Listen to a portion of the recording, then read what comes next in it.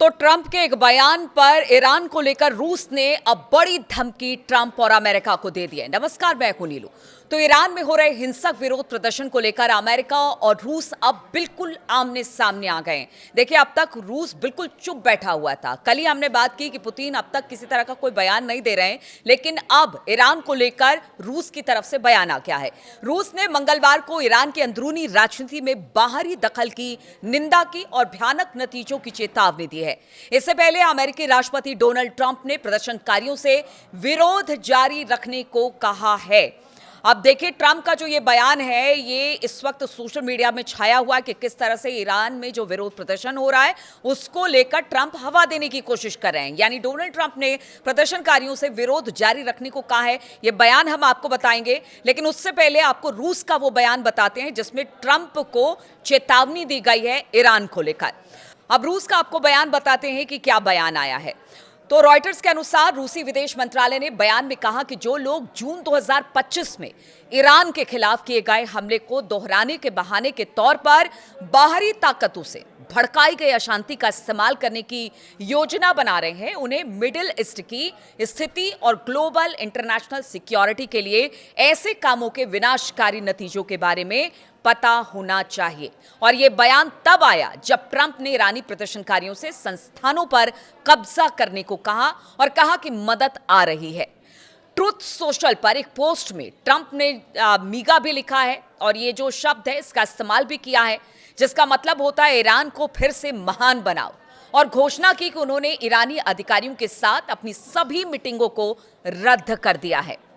Trump ने क्या कहा उससे पहले आपको बताते हैं। जो रूस का बयान है वो उस 12 दिनों के युद्ध को लेकर है जिसमें कोशिश की गई थी कि ईरान में अमेरिका की तरफ से जो हमला किया गया और इजराइल और अमेरिका ने जो हमला किया उसमें जो नुकसान पहुंचा, उसके बाद ईरान ने भी उसका करारा जवाब दिया, जिसका नुकसान आज भी इजराइल भुगत रहा है। और उसको लेकर वो अभी डर रहा है कि अगर ये युद्ध होता है या ट्रंप किसी तरह का हमला ईरान पर करते हैं तो सबसे पहले अगर जो हमला होगा वो इजराइल पर भी होगा और इजराइल को इसको भुगतना पड़ेगा।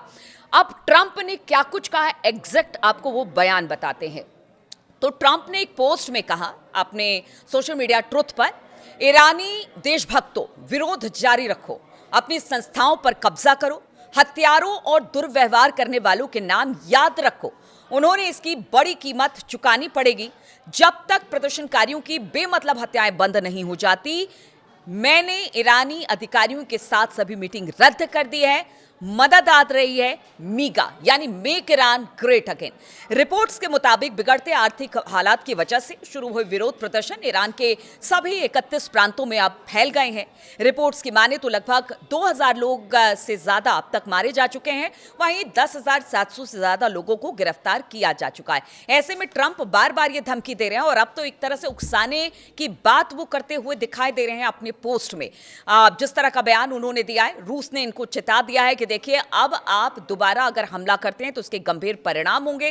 पहले हमने बताया कि किस तरह से रूस, चीन और साथ ही साथ जो उत्तर कोरिया है वो सब इस वक्त ईरान के साथ खड़े हैं। और अगर किसी तरह से हमला होता है, क्योंकि देखिए व्हाइट हाउस के एक प्रेस कॉन्फ्रेंस हुई और उसमें जो व्हाइट हाउस की प्रवक्ता थी उन्होंने कहा कि देखिए, अमेरिका अपनी तरफ से ईरान के लिए तमाम विकल्पों को खुला रखे हुए है, बातचीत का रास्ता भी अख्तियार कर रहा है, लेकिन अगर बम गिराने या हवाई हमला करने की बात होती है तो वो भी एक विकल्प के तौर पर अमेरिका की तरफ से ईरान को लेकर देखा जा रहा है। अब एक तरफ बातचीत की बात कर रहे हैं, फिर कह रहे हैं कि तमाम बातचीत रद्द हो गई है, दूसरी तरफ हमले की तैयारी है। कतर में जिस तरह से हमने आपको बताया था कि वहां पर B-2 बॉम्बर पहुंच चुके हैं, इधर ईरान ने भी साफ चेता दिया है क्योंकि जिस तरह की धमकी ट्रंप की तरफ से और उकसावे की राजनीति ट्रंप की तरफ से की जा रही है ईरान को लेकर, उसको लेकर अब ईरान की तरफ से साफ तौर से कह दिया गया है कि हमारी लंबी दूरी की जो मिसाइलें हैं वो तैनात है और इस बार जहां जहां अमेरिका ने अपने एयरबेस मिडिल ईस्ट में बनाए हैं वो सभी हमारे टारगेट पर हैं। तो अमेरिका बिल्कुल ये गलती ना करे कि वो ईरान पर हमला करे और हम उसका जवाब ना दे। तो इसके लिए जवाब देने के लिए ईरान लगातार तैयार है, लेकिन जो बयान ट्रंप की तरफ से उकसावे की राजनीति को लेकर आ रहा है उसकी चर्चा अब हर तरफ हो रही है।